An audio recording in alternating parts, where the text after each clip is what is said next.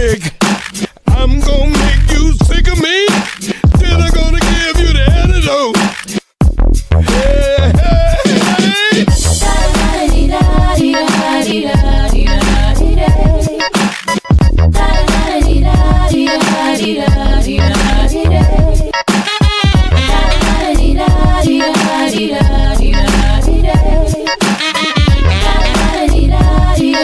yeah, what I'm gonna do, I'm gonna make you sick.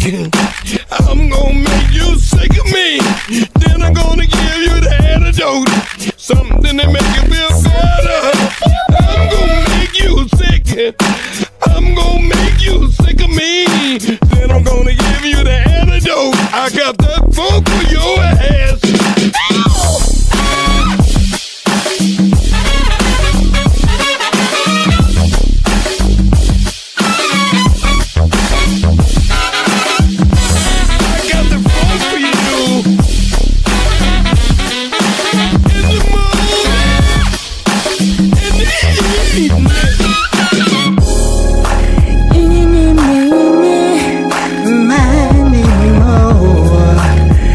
Something wrong with your phone for sure. First I'm gonna tell you something's wrong with it. Then I'm gonna tell you no need to read. No need to read the label warning. Oh no, just take two of me, girl, and promise you'll phone me in the morning. Woo! I'm gonna make you sick. I'm gonna make you sick of me. Then I'm gonna give you the antidote. Something to make you feel better. I'm gonna make you sick. I'm gonna make you sick of me. Then I'm gonna give you the antidote. I got the phone for you.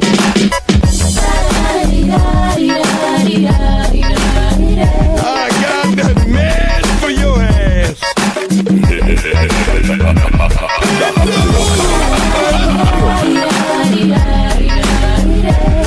Dr. Feel Good. Dr. Feel Good. Feel me. I'm gonna make you sicker. Get up, switch up, hit you with this pill, my nigga. Funkin' tell a kid, and you better be telling me you feeling this. Real as it gets, no substitute. Admit now what you caught up. Tangle in that funk way we brought you. Jamming that knee deep, bang bang, ski ski. Not totally deep, but deep enough. Wow, you ain't here, bitch, you glory hella stupid. Funkin' style provided this groove, swap looped it. Oops, the greatest rhymes of all time. Swing down, sweet cherry and stop, that's why I'm don't make you sick of me. All this hip hop history. And when you mix that funk, you get with me. Funk, the dudes from Jones, I got the antidote with the words I spoke. You sick. I'm gonna make you sick of me. Then I'm gonna give you the antidote.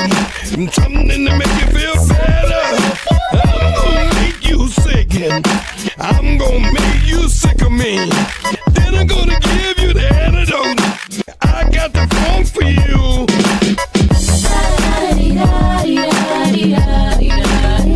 I got that man for your ass. Bend over. Dr. Stand up. Good. Walk straight. Hear me. Eyes straight ahead, young man.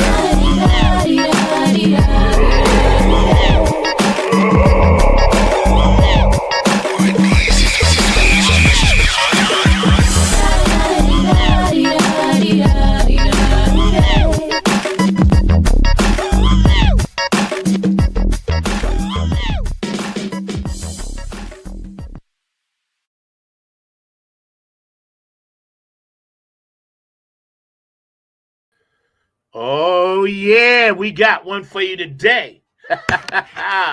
Special guest, special live edition. We'll be rerunning this Saturday as well. But I got a real treat for you today. You know, I know this surprise we popping up in the middle of your work day, but don't worry, we're going to be all over the place with this one, and it's going to be shown several different times in a few different days. My guest today Daniel Brodosian, from P-Funk, is coming on, and he's going to talk about his new book, and as well as what he does with the Secret Army. He's one of the people that I admire in his business, and when it comes to the P-Funk, of course, all his accolades, and how he manipulates the keyboards, and all of this great writing and music and stuff like that. So we're going to bring him on in a minute. I see he just beamed in. I know he's really mad busy, so I really appreciate it. But again, Make My Funk the P-Funk, his brand new book is out. Danielle Bedrosian is in the house. Easy for me to say. So we're going to bring him on without further ado, because we want to get this funk on for you, and we appreciate this brother's time. So we have his information at the bottom. Y'all make sure y'all go back and, download his information. It'll be scrolling across the bottom, how you can reach him, how you can contact him, get the new book. Don't forget, you're watching Funk from the Front Seat right here, 9 on the Grind TV live special edition. And please smash that like button, and please subscribe. Facebook says and YouTube says I got to get my numbers up. All right. So right now, without further ado, I got my main dog in the house, spending some time with us. How you doing, brother? Hey, Zach. Glad to be back, man. Thank you so much for having me. Yo, man, it's my pleasure. Are you kidding me, man? You're one of the funk kings out here doing the thing hard like that. Thank you, man. I appreciate that. Yeah, straight up, man. We appreciate all you do for keeping it alive, man. For me personally, it's always great to chat with you and see you at shows and concerts, but you've been working on this particular project for a while, so we're gonna dive right into it. Again, you can find his information at the bottom.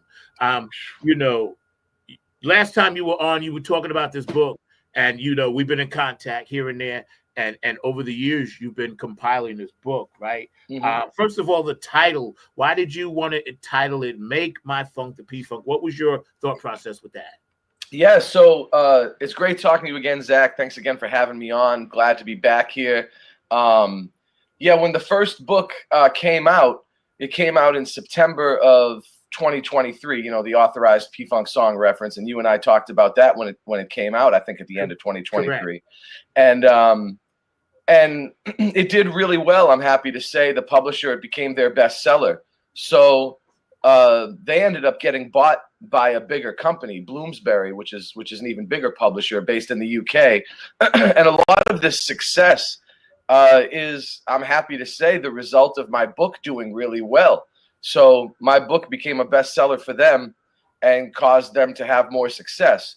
So They were pretty immediately hitting me up about doing more books. It really shows the power of the P-Funk and how this is something that's been needed to happen a long time ago. In the 90s, we got a few books about funk history, and some of them dealt with the P-Funk, but we're only now starting to get real P-Funk books, real specific books about P-Funk. So they hit me up. The reason I called this "Make My Funk the P-Funk" is because they hit me up about doing specific periods in P-Funk history.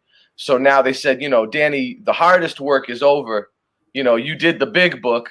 Now we just need you to do, some specific topics on P-Funk history. So, the first thing that came to their mind, and again, they're editors, they're publishing people. They're not necessarily P-Funk fans first. But they do love this music. So, the first thing that came to their mind was the Mothership.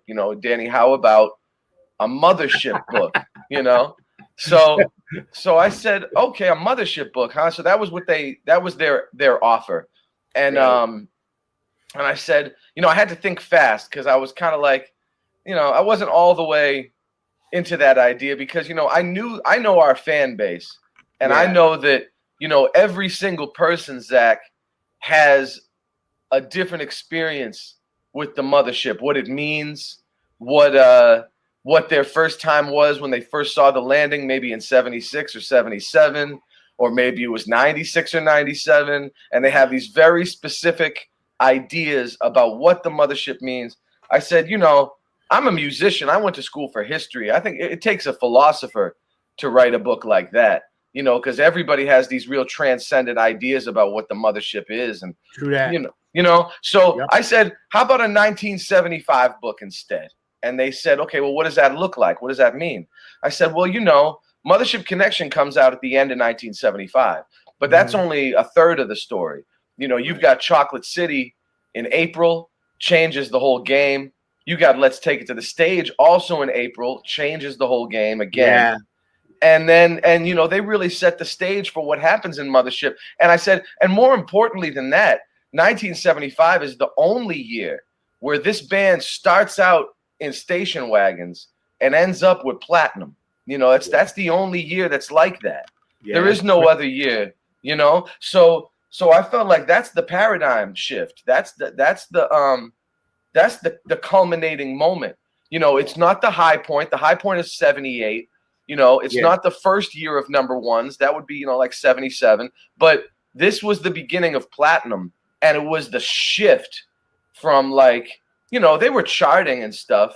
It's not like they didn't have charting success, but they didn't have Tear the Roof Off the Sucker. And, exactly, you know? exactly. And so I wanted to write a book about that. So that's where the name, you know, and as you know, that's also the year that they coined the phrase P-Funk.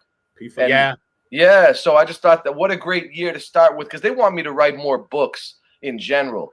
They don't just want me to write another book. They want more books, and they want a series that has like the same themes. So this will be the first in what will probably be many of these like yearbooks for P-Funk history. Right. You know what I wanted to say?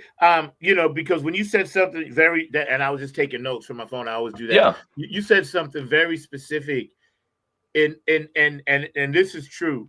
In 1975, the gravitation from America Eats Its Young and that earlier Funkadelic stuff, and then of course, you know, Up for the Downstroke album, then Chocolate City. From that, as soon as Chocolate City came out, we were all 16, 17, and 18.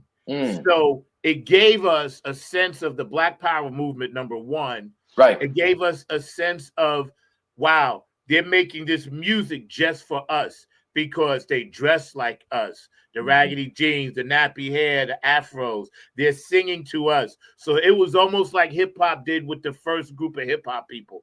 Right. It was specifically the right time. And I have a strong belief that that's why it hit so hard, in addition to the great artistries and musicians and the genius of George and Bootsy and Bernie and all of them, and, you know, Eddie Hazel, the whole thing. You know, I think that's why it hit so hard, because we were waiting for that. They became our superheroes, you know. Like you said, 1 minute I saw them at Randall's Island, and then the next minute they were at Madison Square Garden. And those were the same people I had on my wall. And I was like, holy shit, this thing done took off. Let me grab the mothership while I can. You know? So man. That's cool that you. Oh, thank you, Zach. That's cool that you mentioned that too. I like that personal recollection, because I do a chapter as well at the beginning of the book about like a historical overview of 1975 and what was happening in the world in 1975. And I argue that you have George Clinton, super innovative character, and without him there wouldn't be a Chocolate City song or record. But then at the same time, the environment, the political and the social environment has to be just right for a George Clinton to feel like this isn't subversive to put this on Parliament.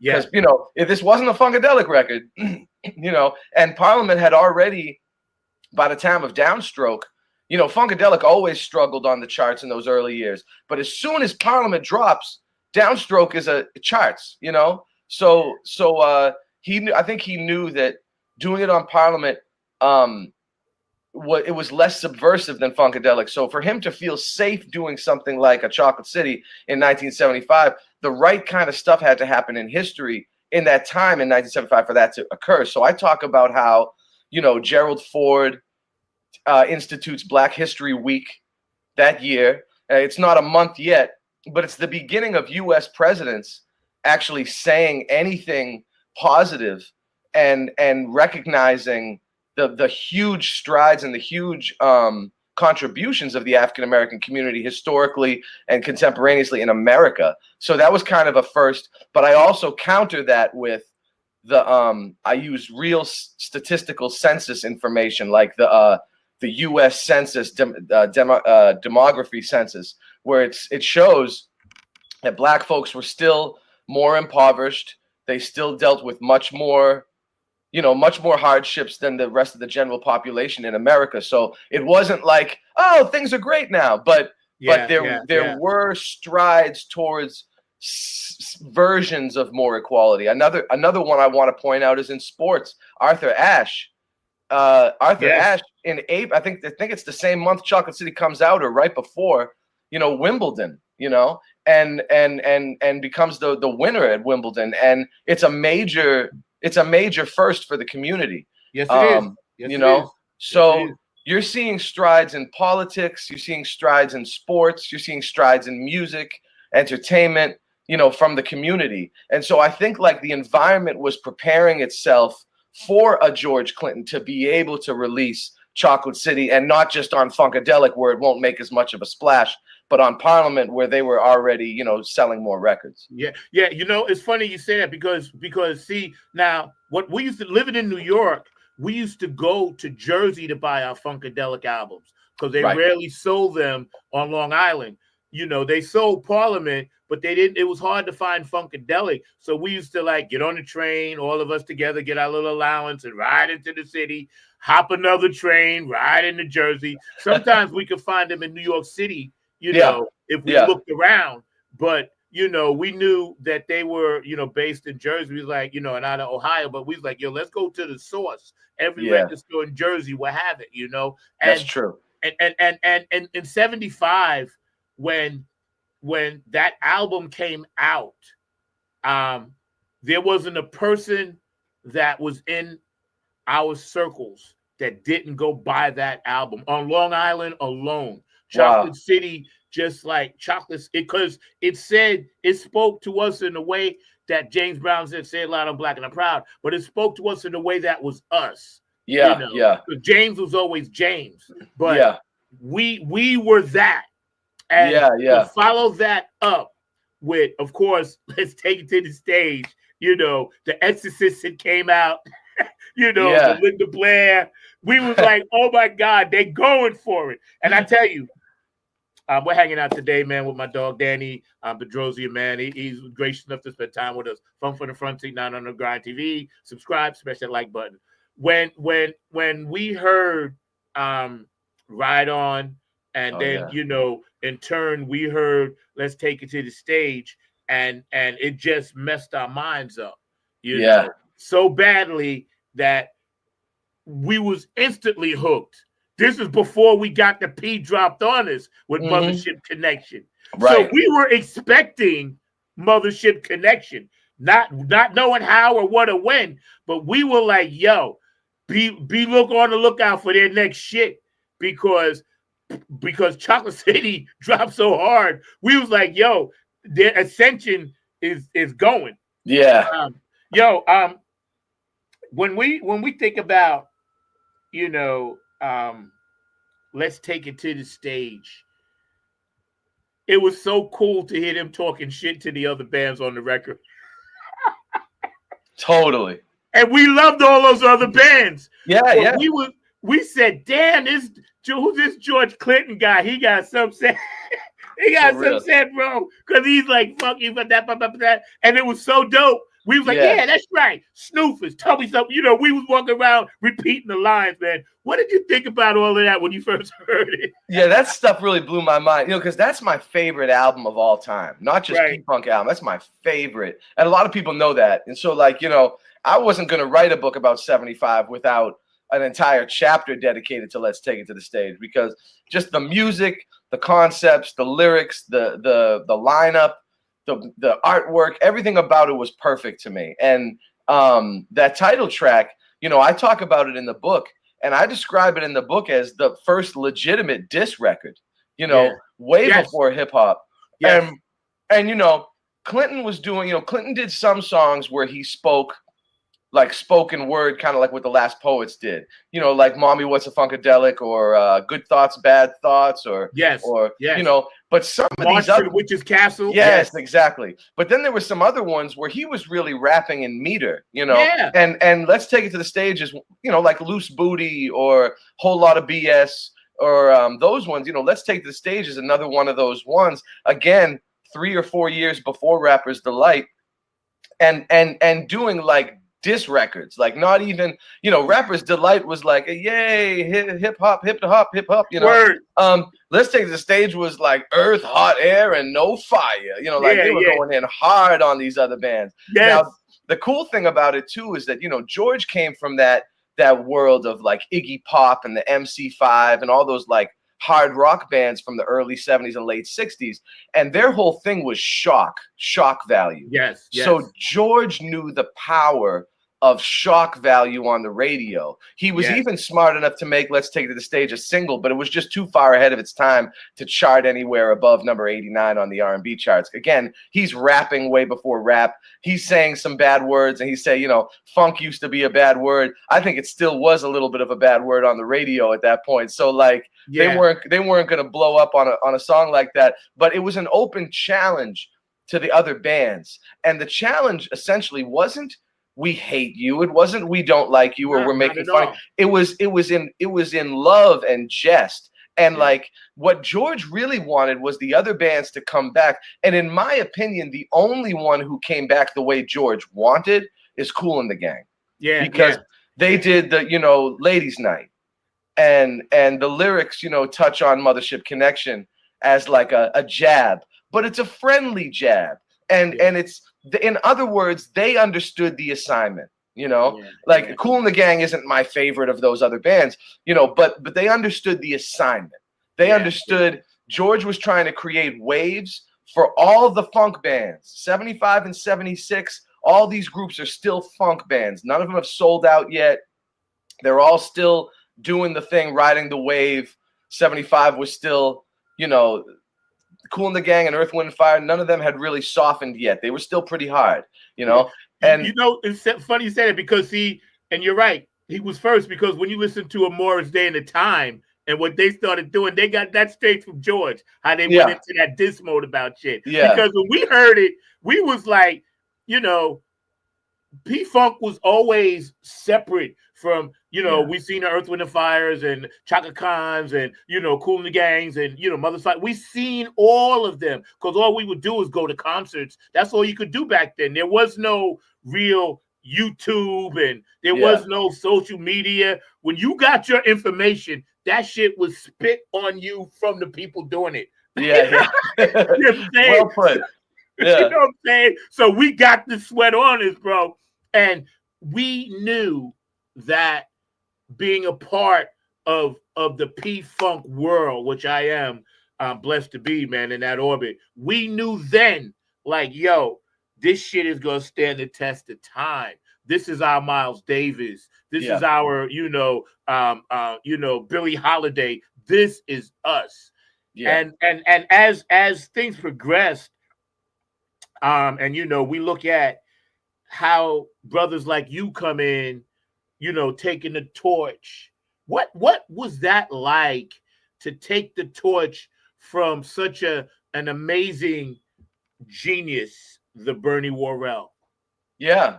You know, when I first got into the band, you know, I was blessed to still, I always say this, I was blessed to still have so many of the guys that we've lost in the last 15, 20 years, you know, still in the band and still working and still very much alive and very fresh and very, you know, in the game. And Bernie was one of them. You know, I talk less about Gary Scheider and Cordell Boogie Mawson, but they were huge teachers for me as well. Of course. As well as, you know, Billy Bass was in the band when I joined too. So like I had two original Funkadelics, Bernie and Billy, right there at the helm of the thing, working with me every day at rehearsals and sound checks and at the shows day after day after day. So there was a lot of dudes, you know, Mike Hampton and Blackbird and Greg Thomas and Lige and Clip. They all were like big mentors for me. But of course, it being my instrument, you know, keyboard.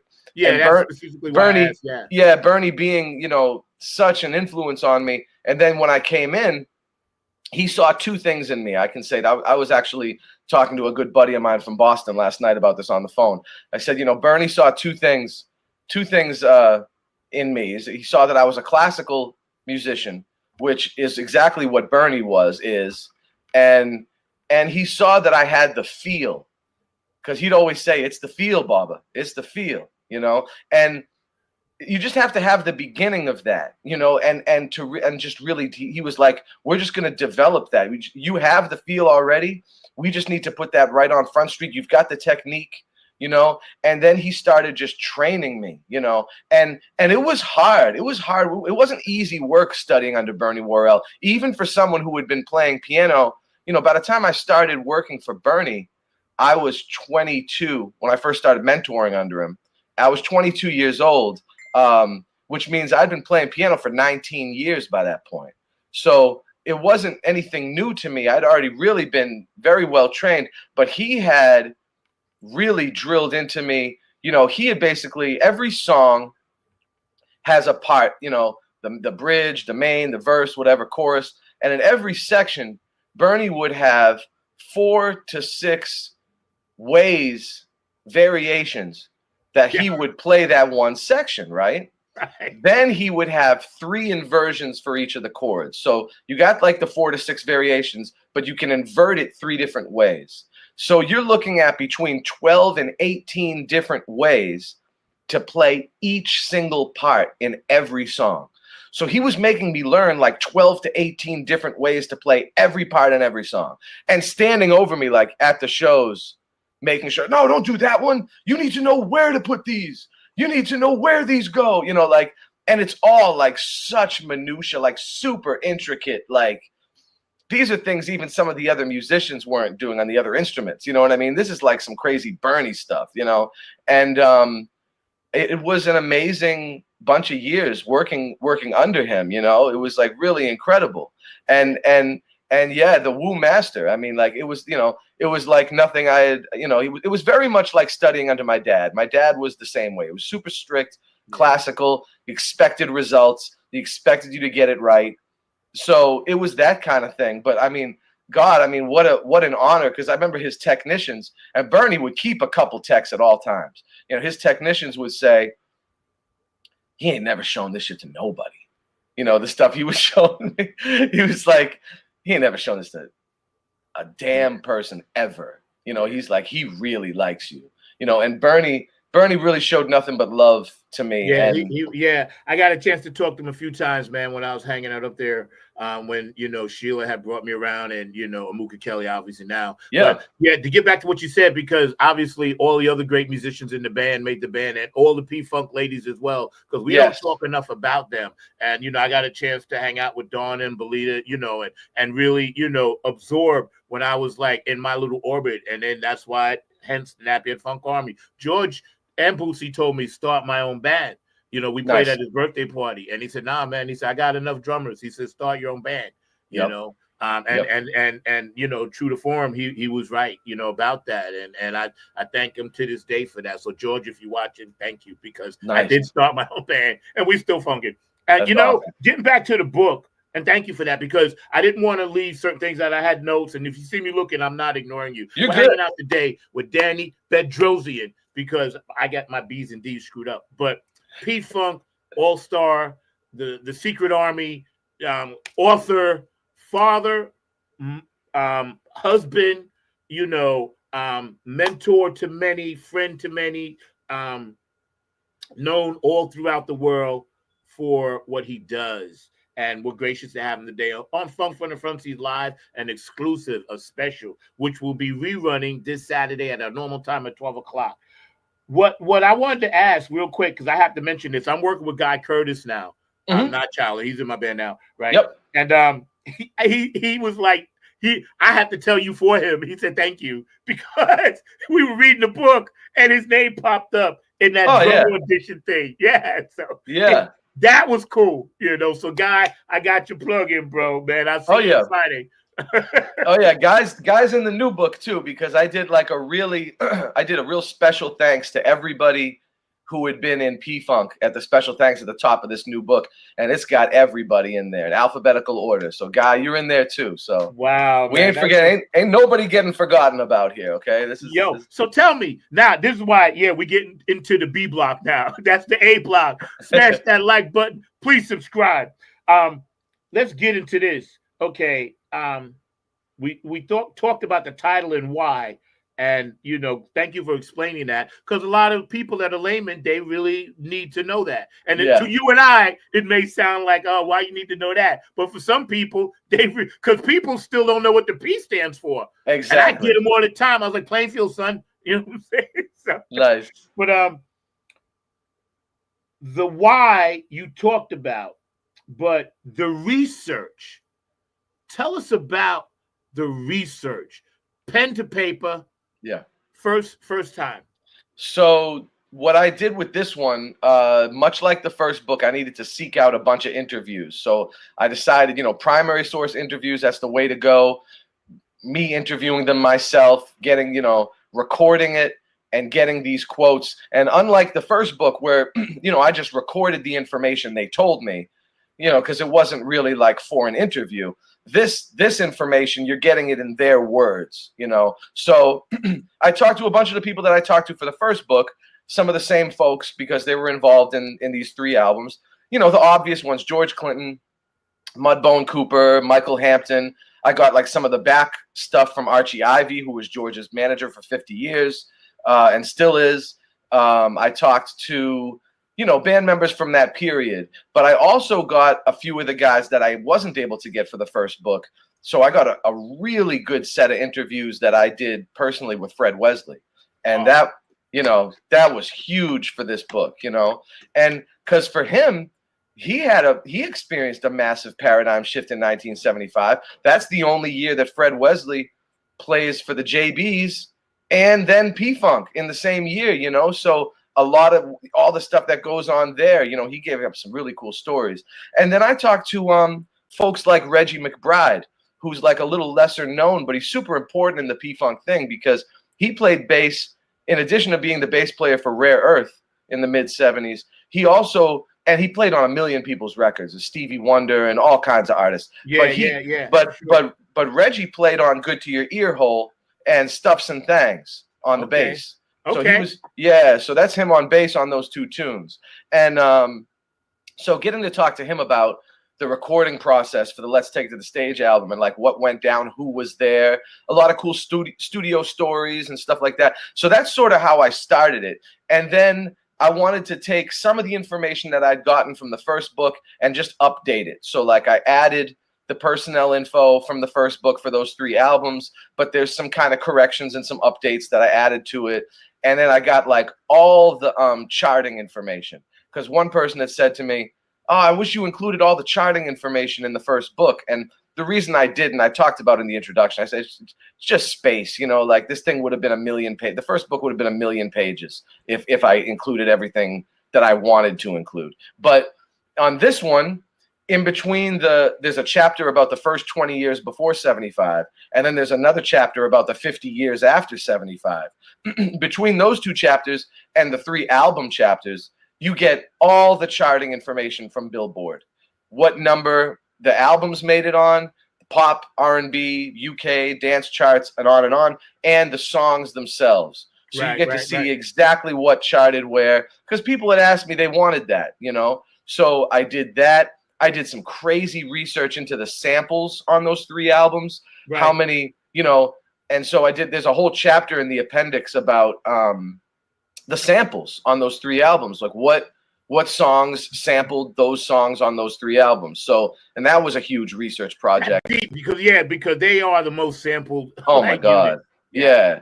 And like songs like Get Off Your Ass and Jam or like Mothership Connection. I mean, these songs have been sampled so many times. Yeah. So it was cool being able to put that together because that's something that the fans had specifically asked for. So I was trying to do like a mixture of what I thought would be a great book for the publisher, what I thought would be a great book for me, and paying attention to that fan service a bit from like some things that they had asked for from the first book. So, and one of the only other things that they asked for that I wasn't able to include was the lyrics, because initially there was an extra 80 pages of this book that was all the lyrics to the 3 albums. But because of legal disputes, ongoing legal disputes, we had to pull it from the book, unfortunately. Yeah.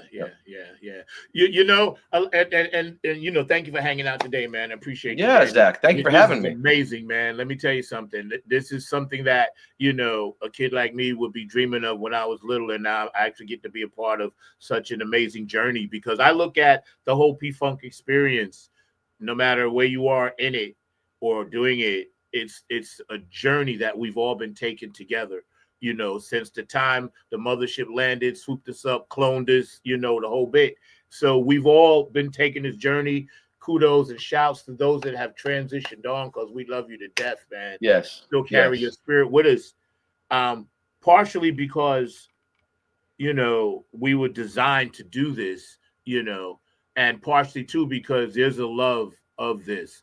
Which, like you said, a lot of things that happen illegally we don't talk about, and a lot of people have, you know, said things, this, that, and the third. And I don't get into all that negativity on my shows because I don't really believe in that, because that's not my place. But I know the legacy of it through the shows that you know, still touring, and you know, the bands like ours that we still holding it and doing stuff, you know, Tony Cams, and you know, we believe wholeheartedly in what you're doing, bro. And we just want to say thank you. We got your back. Oh, thank you, Zach.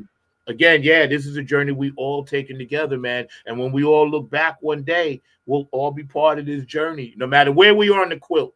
You know, I tell other people, listen, just be a patch in the quilt. Yeah. You know, the quilt's going to keep everybody warm, but you part of that. Just be a patch. You don't got to be like the whole thing. Just a little bit. You know? And I like what you said too about the, you know, keeping it positive, because there's plenty of people out there, like you know, in this P-Funk world, we've got a lot of people luckily now writing memoirs. You know, they're writing their memoirs and releasing their memoirs and doing that, and that's hugely important to the history and maintaining the history. But you know, sometimes a lot of that stuff, there's a lot of infighting and there's a lot of controversy. I try to stay as far away from that as I possibly can. I noticed that. Yeah, I noticed that about your book. Your books are like informational pieces, documentaries. I get it, because see, that's why you and I vibe, because we on the same wavelength with all of that. You know, and I done read them all the books. I done read them all. There's stuff that I read years ago. I ain't never said a word about it. You know, I was there, you know, with Sheila and Mike took me and this and that. And it's like mum's the word, because again, I see it differently. You know, I see it like you see it. So when you started doing this research and you did interviews, you had to travel, obviously. And I met Fred too for the first time in person last September. Nice. I went to a show in Charlotte. But you obviously you put a lot of legwork into it, and you had to maintain a balance between touring, your family, and writing the book. How many years did it actually take you? What, 3, 4? Or you started just long before the other book? The first book took me 30 years. You know, it was like my whole life, you know, just collecting that information and you know, getting back to what you had said too about like leaving out all the other stuff. You know, when it comes to like recording this history, it's important that we understand that nobody else is going to do it. You know, like everybody could die and the time could pass and we won't have this stuff. So I'm trying to like record the cold hard facts, you know, and get as much of that stuff out as possible before more people are gone, including myself, before everybody's gone. So I just wanted to say that. But in addition to that, the new book, the Make My Funk the P-Funk, this was a year. It took me a year to write. I mean, a lot of the information I'd had for many years, but unlike the first book, which I had kind of spent my whole life compiling, this new book was kind of sprung on me. You know, I didn't know they were going to want another book. I didn't even know I was going to write the first book, let alone another book, you know. So, and now they just approved the third book, and I have a December 15th deadline for my third one. I'm writing like 5 or 6 hours a day, every day. Yeah, it's coming. It's coming. I can't wait. You know where to come. You know where to come on. Yep. And then there's going to be another one right around the corner from that too, because they already want to make this the second book the beginning of a series. Good for you, bro. So, I'm so proud of you, man. Thank you, I Zach. legitimately feel such a kindred spirit with you, even though I never bother you at shows and this and that, because you know I'm kind of like, oh, you see me, I lay back. I don't really try to you know, but eventually, you know, we're gonna do something together. I know that's in the stars. Yeah, I already definitely. know. Yeah, I already know, bro. So I got you slated in. Don't be Okay. surprised if I send you a track. Be like, Okay. yeah, play some shit on this. For real. I'm Straight with up. it. Straight up, straight up. But I'm you with know, it. I thank you. I appreciate that. Yeah. I like the fact that when you hit something that my generation, we're all still alive, right? Yeah. I'm Yeah. 67. Mhm. So when my generation gets a real taste and thirst and sink their teeth into this book, I'm telling everybody out there, you will be so happy. You will be so happy because it will give you a sense of belonging. Because everything in the book, you talk about our soundtrack to our lives. Yeah. You know, Yeah. and I hope people see it that way. I talked to Clip Payne too, and because even though he wasn't in the band yet, he was the only one who wasn't in the band at the time that I talked to. Because Clip, being around your age, I thought would be an important kind of like a gauge, because he was at that time, like you, a super fan of the P-Funk. So in 1975, when Chocolate City's coming out, he said all the same stuff that you said, that, you know, was talking to him, his generation, and telling me a little bit about what was happening in Detroit at the time. And then when the other records dropped too, and Take to the Stage and Mothership, and giving that little extra, that's one of the reasons why I talked to Clip about it. Because even though he wasn't in the band yet, I knew he was going to have that, you know, because he came in, it's his favorite, much like I did, where it's his favorite band. He's joining his favorite band, you know. Yeah. So that was cool to get that little extra insight, not just from band members, but from band members who were still fans at the time, and what Mothership meant to them, and that kind of thing. It was cool. Yeah. You know, Clip was cool because I hung out with him too, obviously. You know, and you know, I know his some of the stories he told me. Again, I ain't telling him, but let's just say I understood the brother. Yeah, because when I was up there with them, I had a car, and they was like, "Hey, you know, let's go get Chinese food." So I got Boogie. I'm living a dream. I got Gary Scheider. I got Boogie Munson. I'm seeing Bernie. I'm talking to him. I got Clip. I got Skeet, and they sending me for Chinese food. You know what I'm saying? And I'm that guy. And because they immersed in it, they knew I was just there to learn, but I also was like a friend, like that. You know, like with Blackbird, and I know, you know, he never had a can open. I got to open his bottle, you know, things like that. So for real. So for me, I was like in such awe of their down to earthness. Oh yeah. You know, and I know a lot of things that you mentioned in the book relate to that in such a way to where, you know, they were just everyday cats. Yeah. With this special gift. They had a really special gift, but they were everyday cats eating that Kentucky Fried Chicken. Yeah. And good guys, like good people, you know, just good, you know, not you know, I think people end up getting surprised when they meet a lot of these guys and they realize they don't have crazy egos, because the general consensus in the music world, and again, because P-Funk, because we're in that music world and we're playing with all the other bands all the time, I can honestly say to you, we're one of the ones. You know, there's a lot of these other bands. Now, one thing I've noticed, though, is I think that P-Funk has influenced a lot of younger musicians in a way where the new bands are a lot more laid back, normal people style. I think they saw a lot of that in P-Funk over the years, because P-Funk has played so many shows and influenced so many people. You know, we're in everybody's town at some point or another, and I think it influenced those younger bands, because I'm noticing the bands where the dudes are my age or younger being much more down to earth than the guys that are y'all's age and the guys in the band that they played with forever, and we'll go and do shows together, and people be like, "Oh wow, those guys have crazy ego," you know, like it's nothing like our guys, you know. For no reason too, you know. And you know what too helped out? My generation, we was the hippie generation, right? Yeah, sure.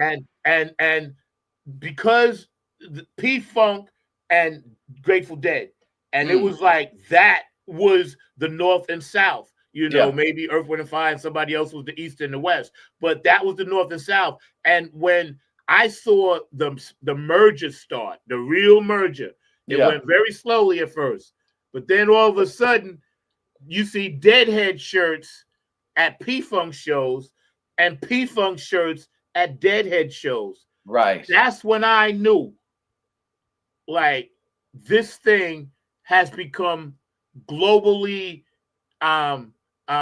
connected to a whole nother set of energy Yeah. that I guess the two needed each other. And Yeah. they found each other in a really beautiful way. Yeah, that's true. What's your thoughts on that? Yeah, I mean, I remember seeing Dead. I came into it obviously later. It was the early '90s when I first started listening to P-Funk, and so that was a time of resurgence for the band, as you know. 93, 94, 92, 93, 94 was a big resurgence period. It kind of reset all the pieces for the next few decades in a lot of ways, and that was the beginning of me seeing Deadheads. Now, it's funny. Despite my long hair and my beard and everything, I never really listened to that music. I grew up, classically trained, as you know. I played a lot of classical music. My dad got me into like Ray Charles and James Brown. Yeah. So like I kind of like bypassed a lot of the, the white music. I mean, the white music I listened to was Bach. Right. That's the white music I listened to. So I wasn't hearing all this. Somebody tell me what's your favorite Grateful Dead song? I thought "Keep on Trucking" was Eddie Kendricks. Somebody tell me "Keep on Trucking," I'm "Keep on trucking, baby." That's what I think. Keep on. So like my general knowledge of that stuff was very limited. So in a lot of weird ways, I was like the opposite side of the tracks from the kids on my side of the tracks. But where I noticed it was at these shows, and even at shows in like the urban areas, you'd be seeing, mixed in with all the P-Funk heads, a bunch of Deadheads, and some of them would be like, there were even P-Funk Deadhead marriages. Yeah.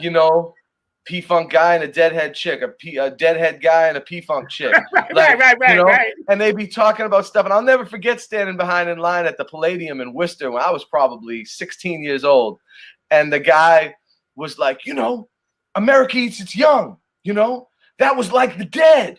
That was like the Grateful Dead. And then the girlfriend, she's like, no, it wasn't exactly. He's like, it was like, and like they go into their little back and forth about it. But just the fact that there's even a conversation shows that there's some kind of correlation here. And I think the biggest correlation has to do with one special fact. And this is really the only thing, because the music isn't really the same.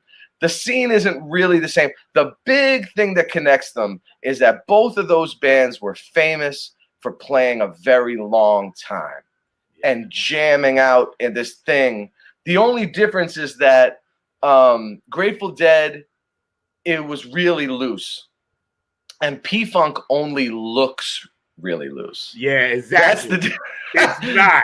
It's not. I always tell people there's this like sheen. Say that again. Please say that again so my musician friends can hear it. Yeah, so Grateful Dead, they really were loose. They like a loosey-goosey kind of jammy thing. P-Funk only appears to be loose. Like when you go to the P-Funk show, you are, whether you're a layperson, a P-Funk fan, or a musician or anything, you're kind of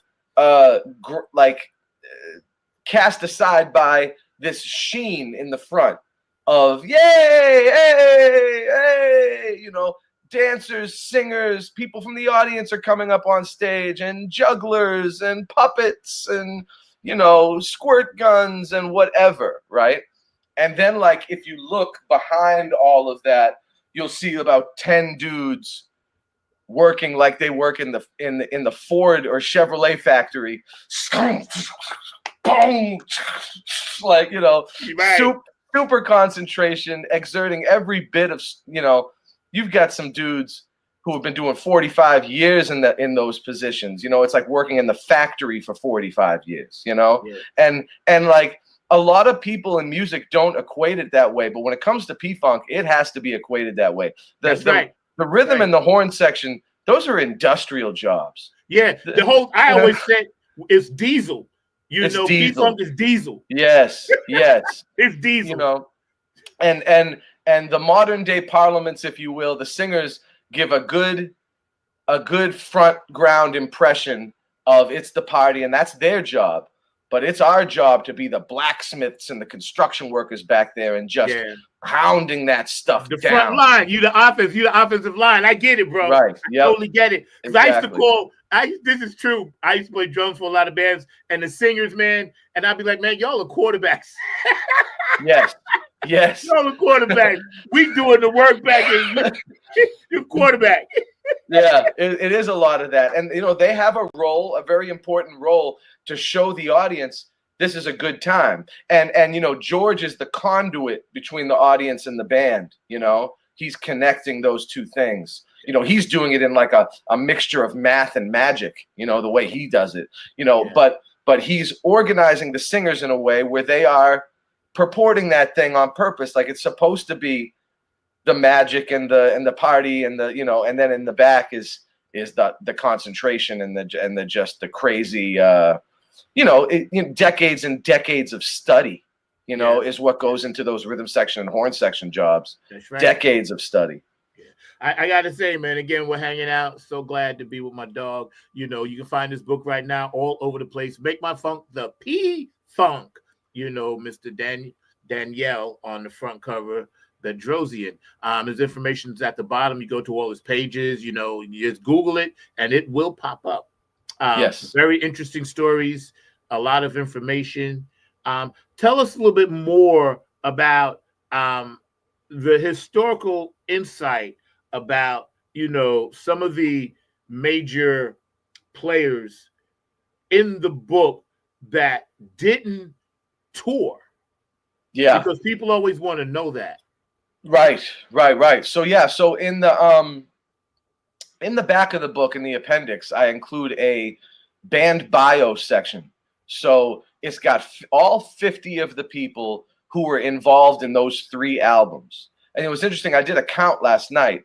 About 25 of them are still with us, and about 25 of them are deceased now. So that's pretty wild that we've got half, So I'm glad I wrote this book when I did, because 1975 ain't getting any closer to us. You know what I mean? So it's important that we did that. But a good portion of the people involved in these albums were not regular full-time Parliament Funkadelic live touring band members. So there are a bunch of people that were really important, some less known than others.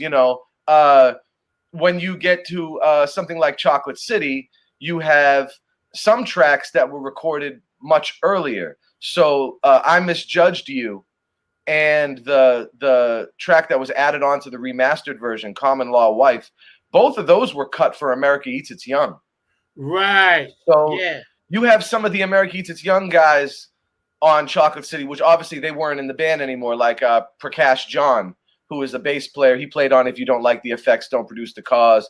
And he also played on I Misjudged You on Chocolate City. So you have characters like that were like, and you have people like the Toronto Symphony Orchestra on I Misjudged You. You have the horn section on Chocolate City, which was has been sort of a mystery for a long time. And I don't want to give it all away, but I want people to get the book, because a huge historical discovery, I think, has been uncovered with this book. And so if you get it, you guys can find out some inside stuff on some of the people. But yeah, there's a lot of really interesting people. There was like a whole crew of young ladies from Chicago that were real close friends and girlfriends of some of the band members. And some of them were actually really instrumental in some of the like co-writing on certain songs. And they even pop up as characters in songs. So like there's this Jan McLaughlin who co-wrote Handcuffs. And I think I always thought that was John, but you're right. It's Jan. I did too. I thought it was John too, because the guitar player John McLaughlin. I was like, oh, he must be something to do with the album. It's the same time, Yeah. But it's this girl, Jan McLaughlin. Wow. And she wrote the line, "Do I have to put my handcuffs on you?" or something like that. And they used that, so they gave her a writer's credit. But what's really funny is she is the same girl as the "Tell the Manager There's a Girl Named Jan." Jan from No Head, No Backstage Pass. Right. that's the Jan McLaughlin that co-wrote Handcuffs. Wow, that's So deep. yeah, there's a lot of weird stuff like that kind of got uncovered that was like semi-unknown. You know what I always wanted to know? Like, if you look on the back of the Chocolate City album, and I know you know this, it says Glenn Gowan. Yeah. Is that a misprint or he did that on purpose? Because I know he's on it. It was a misprint. Yeah, he sings on Bigfootin'. Yes, that's Glenn. Yeah. But it's funny because almost every band member's like first appearance in the liner notes, their name was spelled wrong. Like if you look at Hit It and Quit It, because Gary got a writer's credit, he might have played the rhythm guitar on that one, even though Tal played the rest of it on that album on Maggot Brain. And Gary's name is listed as Gary Shyla, Shila. Right. You know, and then if you ask Clip, you know, on some of those Capitol Records albums, his name's Cup Pain. His name is Glip Pain. Yeah. I saw that. So yeah, there's a few funny. You can tell though I studied that shit because very few people paid attention to Glenn Gowan. Yeah, Glenn Gowan. Yeah, and I was like, no, this dude's got the voice. But then when we heard him on Mothership Connection, I was like, yo, that's the same dude. Same. You know what I'm saying? Yep. And then of course see him live. But yeah, Glenn Gowan. I'm still pissed at that. That's funny. I was 75. It's 25. I'm still mad at that. I want that corrected.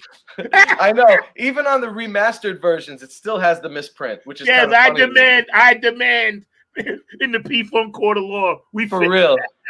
Yeah. Exactly. Yo, man, this is so crazy, bro. You all like, oh my God, through the roof, you know, energy and positive love, man. Thank you, Zach. It's so cool, man. I had a few more. You got a little bit more time. I can stop and I got to stop. I got a hard stop in about like maybe 10 minutes. That's fine. That's fine. And if anything, I'm going to give you the last word. But I want to talk more about your book. Sure. The research process, you know, you told us about. And then you actually, you know, your publishers are so down with you to do, you know, the books you did. And then this one, Make My Funk the P-Funk, which you guys can find a link to at the bottom. And then also, too, you're writing something else. Can you give us a little clue on what it is that you're going to be coming out with next? Is it going to be about the P-Funk women, or is it going to be about more just straight information? So the third book is going to be another kind of straight information book. I can't give the exact details yet because I think we're making an announcement in early to mid 2026. Okay, but it will be another P-Funk book, and then the one behind that, the fourth book, will be another in this series, like Make My Funk the P-Funk. Right, so the next, like another year, another historical year. So this next one isn't that, but this next one is another really good P-Funk book that everybody's gonna love. Right. It's just gonna be even more information, even more vital information that nobody really had before. So So at least 2 more P-Funk books coming in the next couple of years. Let me ask you, who did the cover art for this? Yeah. Robert Iman. So he's a Dutch guy. He's a cartoonist and a fine artist and a comic book artist. He does everything. He's a genius. He also did the front cover of my first book, the authorized P-Funk song reference. And he's also one of the 3 artists I work with on my comic books, my Sons of the Sun comics. So he did issue 1 of my Sons of the Sun comic book, and he also worked on parts of issues 3 and 4. And he does a lot of the graphic design for my comic books, like the graphic layouts for the printers and that kind of thing. He went to school for graphic design, so he has like a real strong suit in design, you know, and in perspective and that kind of stuff. And they wanted, you know, some mothership iconography, and I think he really nailed it. You know, he killed it. Yeah, because if people look really closely, they'll see George with the Afro puffs in the middle. Right. You know what I'm saying? You've got the Funkadelic skull and the P-Funk sign and the all-seeing eye and the stars, you know. Yeah. It kind of like signifies all that stuff. Because in the first book, too, he had to do, you know, they wanted this iconography. We want stars and ships, you know. And so he's really good at like touching on the vital points, like the key symbols and like honing in on those for the reader and for the person. So yeah, he was a perfect choice for the front cover. Yeah. I was gonna say, cause see, we change our backgrounds all the time. I have Funk Not Fight sometimes because I'm involved with that with Boosie and Patty. But Yeah. I dug up George the Funk Vinci does a lot of my stuff, so Yeah, I wanted to it's make awesome. sure the backdrop today had that. You know what I'm Nice. saying? So shout out to George the Funk Vinci. I Yeah, know you've been George. watching Saturday, but yeah, Yeah. man, I love it. I love the cover art because see, the cover art is bold and it's right to the point. You know what I'm Right. saying? And I like the fact that, you know, it's got that the mothership symbols and everything involved in it. When you wanted to tie all together, and this would be my last big question, you wanted to tie all together as much information as you could gather, right? Yeah. And you've done that in such a beautiful way. I know I wanted to ask, of course, you know, the blessings of the doctor, did he sign off on this and say, hey, this is good to go? Yeah, much like the first book, I had George's blessing wholeheartedly. You know, that's why he got one of the very first copies. When I got my comp copies, I made sure I handed him his right away, because not only was he supportive, but I mean, between the first book and this book, he probably did 15 hours of formal interviews. That doesn't even include the years and years of me asking him tedious questions, but 15 straight hours of formal interviews for these books. So, Yeah. and a good portion of them were for the second book, you know, where we talked about everything from the sci-fi influence to what made him write Chocolate City, you know, to like the camaraderie between him, Bootsy, and Bernie. I mean, everything, like every little tidbit of information that we could really come up with for these 3 albums for this pivotal year. You know, stuff about the record labels, stuff about, you know, what it took to put an album out in those days, what it took to make a tour happen in those days. He really went in very, very deep. And yeah, he's been a staunch supporter, I'm happy to say, as well as most of the organization, really the whole organization, because I think they see that this is the first history book, like real history book about P-Funk. Yes. You know? Yes. And you know, I'm happy to say universities are buying this. So that's So because what I'm trying to create, Zach, a canvas of learning materials, you know, a stack of books that you can say, here's the P-Funk historiography. You can take any number of these books and it can be required reading for an African American studies course, a music history course, universally. Universally, an American history course, you name it, 20th century. Socially too, because the social aspects of a lot of the songs and the political aspects of a lot of the shows in certain times actually pertain to today too. Exactly. You know what I'm saying? Exactly. Like my next song I'm getting ready to drop. And matter of fact, I'm gonna send you a sneak peek of the video. I'm dropping it December 25th. You know, nice. I know you won't share, but I'm gonna let you check it out. Okay. Yeah, that's coming December 25th, and hopefully it'll open up some more doors for what I'm trying to do. But your books and your series and your idea of a historical P-Funk, like the Encyclopedia Britannica, A to Z. Yes. You know, that shit is dope, bro. Let me tell you something. Thank you. That's fire. Thank you, Zach. I appreciate that, bro. I can't even say how the influence of just one album. But when you take them all, the whole thing, and then you encompass the live shows, and then you encompass the musicianship and the people that came through, men and women, because we can't keep forgetting them girls. That's right. It's an amazing journey. Like I said at the top of the show, bro, the journey, no matter what happens in life, I can tell you, marriages, divorces, whatever, the P-Funk song that was in that era. You know what I'm saying? Yes. I can tell you what I was listening to. Yes, you know, me too. What is something funny real quick? I was listening to, you know, before I was getting married, it was me, my best man, and my other dude. It was just three of us at my wedding party. And I was trying to get pumped, and I'm ready to go to the church. I put on Martial Law, bro. Nice. And I kid you not, that was 2 days before 9/11. Wow. Yeah. Wow. Yeah. Huh.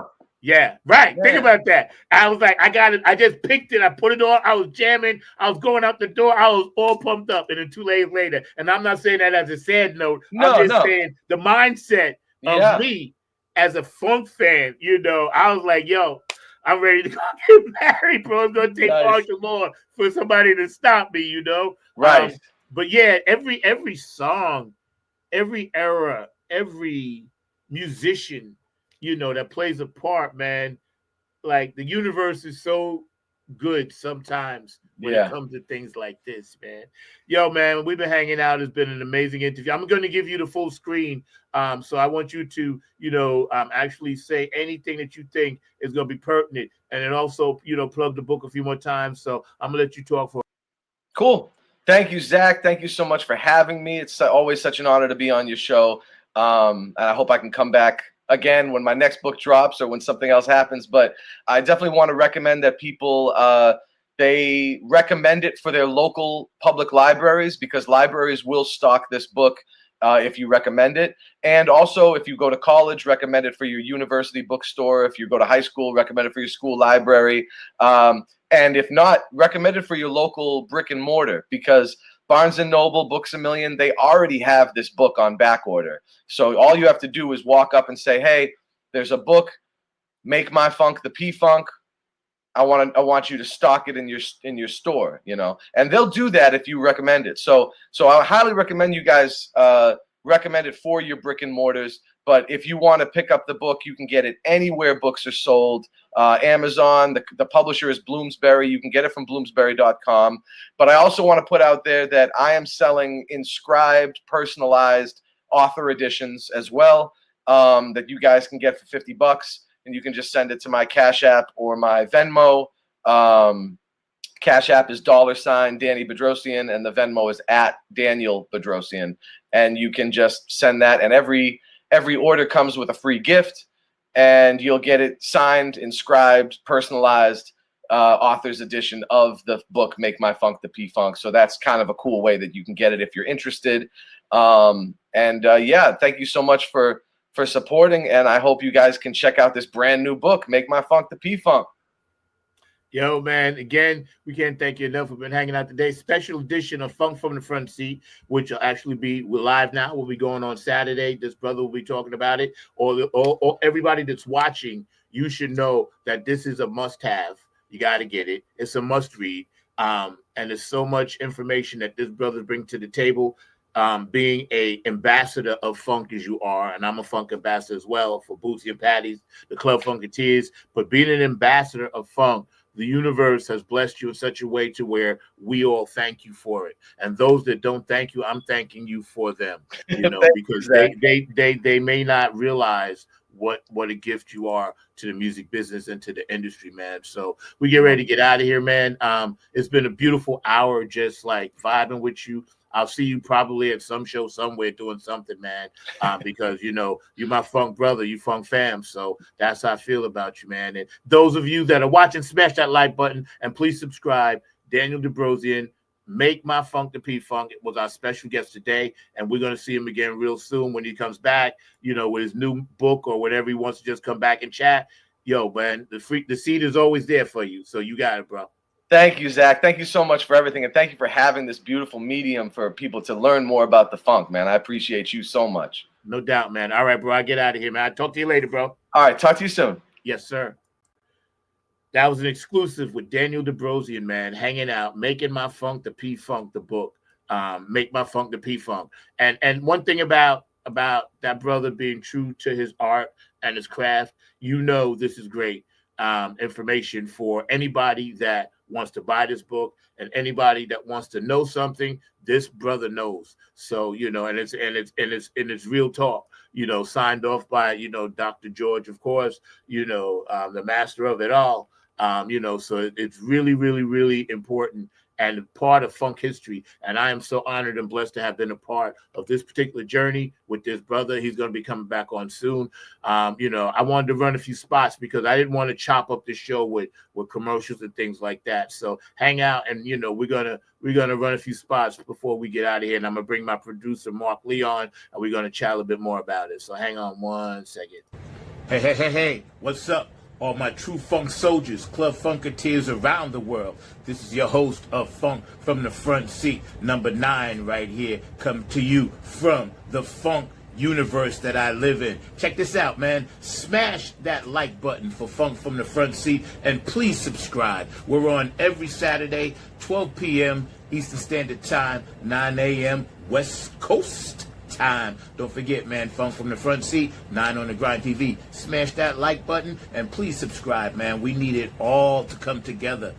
Peace, love, and harmony, y'all.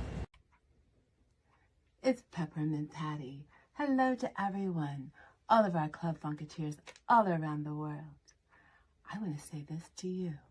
You're watching FFTFS on 9 on the Grind TV every Saturday, 12 p.m. Eastern to 9 a.m. Pacific. Oh my goodness, what a wonderful show it is. And it's with our club funketeer, who? Zach, on the 9. Zach is the vice president of the Club Funketeers.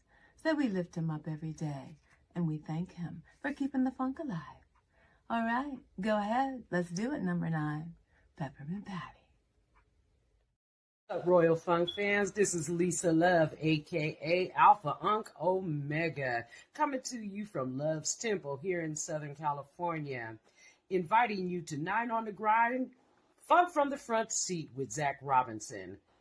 This is what I want you to do for me. Tune in every Saturday at 12 p.m. Eastern Standard Time, 9 a.m. Pacific Standard Time. Come join the meeting of minds. I guarantee soul's growth and high vibrations, not to mention the love. Keep it funky, y'all. Yo, I got to tell you, man, a lot of times, people don't realize, you have friends and other people behind the scenes that help, keep motivating and keep sending you positive love, man. And that's why I always show these little bits from people because, it's important. Hey, this is Keith Jackson with P-Funk Radio, inviting you to check out my brother Zach Robinson with Funk from the Front Seat. Saturdays, 12 noon on the East Coast and 9 a.m. on the West Coast. It all happens on 9 on the Grind TV and also on YouTube. Great guest, great conversation each and every Saturday. That's Funk from the Front Seat with Zach Robinson on 9 on the Grind TV and YouTube. Check him out. Hey fam, what's goody good? What's really good? My name is Jeff Roberson from the gospel group called Jeff Roberson and New Life. And I'm coming to you from the town that we had to name it twice. It's so nice. New York, New York. And I'm bringing you some news about my brother from another mother, Brother Zach, who's bringing you his hot new show called Funk from the Front Seat. Listen, he's bringing you funk from the vault, from the past, from the present, and into the future. He's got that music that makes the hair on the back of your neck rise up. He's bringing you funk all the way down to your toes. This is that funk that makes you really want to groove. Stay tuned. Don't touch that dial as he brings you funk from the front seat. Listen, let's go.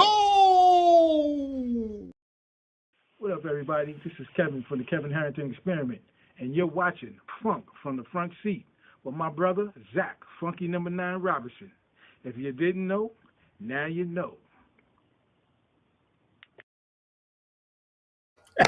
One of my favorites for sure. I love you, Kev. Love you, man. JTRP, P-Funk Radio. Gabe Gonzalez on Wednesday nights, Larry Funkster Jones, Club Funketeer president, and doing his show on Saturday nights.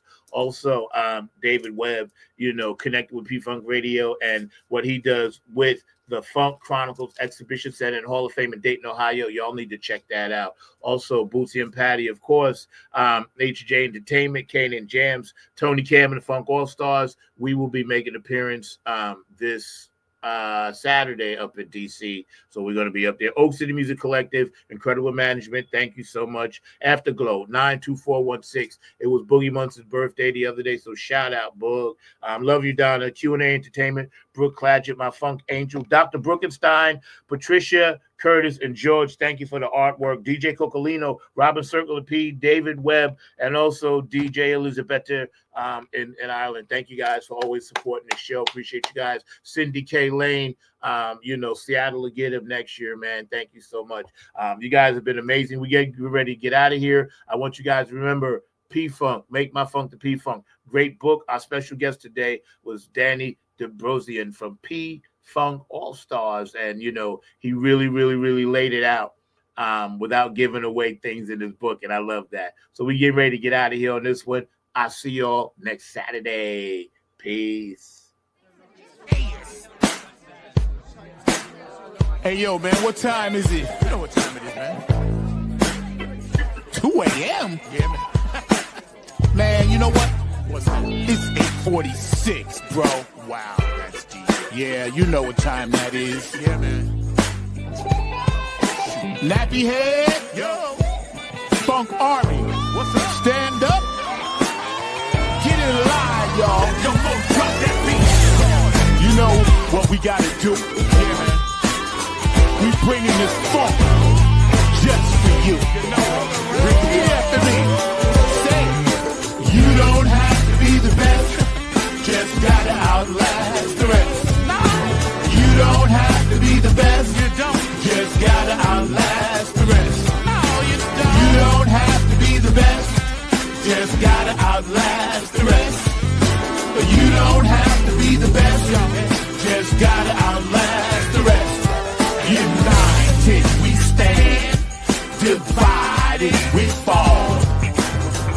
Should our backs ever beat against the wall, we'll be together until the jam is done. I'ma say that again for you. United we stand, divided we fall. Should our backs ever beat against the wall, we'll be together until the jam is done. Here we go, y'all. Now let me tell you a little story about United We Stand. It says we're gonna funk across this funkless land. We gon' stand up and let our voices be heard. We ain't gonna let nobody stop us from spreading the spiritual word. The ruthless corporate greedy don't give a damn about the needies. We need everybody in the house to join us on this one, alright? Y'all say, united we stand, divided we fall. Should our backs ever beat against the wall, we'll be together until the jam is done. Are y'all out there? You feeling me?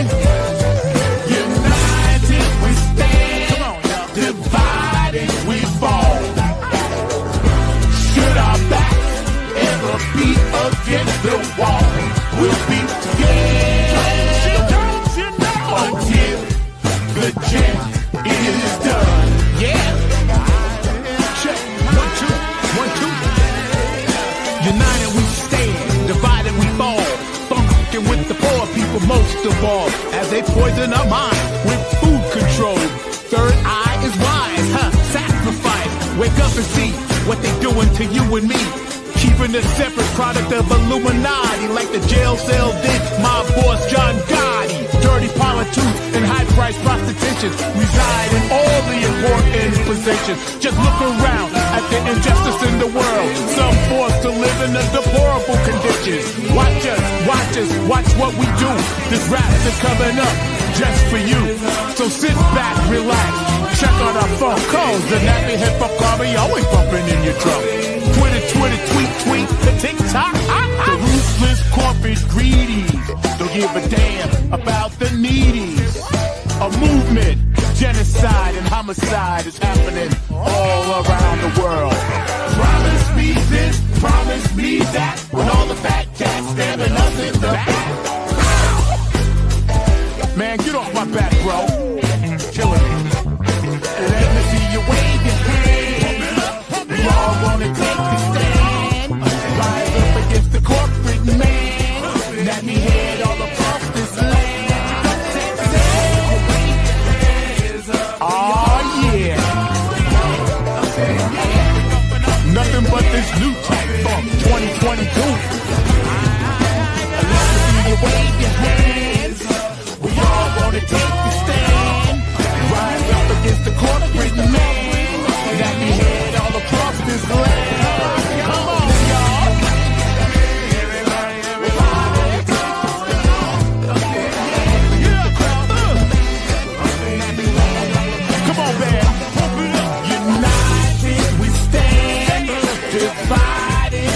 fall. One more time. Should our backs ever be against the wall, we'll be together until the